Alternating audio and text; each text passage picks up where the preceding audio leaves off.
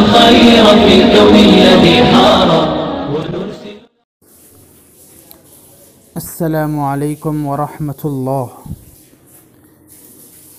جب رجب کا مہینہ آتا تھا تو آپ صلی اللہ علیہ وسلم اہتمام سے اس دعا کو پڑھا کرتے تھے۔ چنانچہ حضرت انس ابن مالک رضی اللہ عنہ کی روایت ہے، عن انس بن مالک رضی اللہ عنہ قال كان النبي صلی اللہ علیہ وسلم اذا دخل رجب قال اللهم بارک لنا فی رجب وشعبان وبلغنا رمضان۔ اس روایت کو امام احمد نے اپنی مسند میں ذکر کیا ہے۔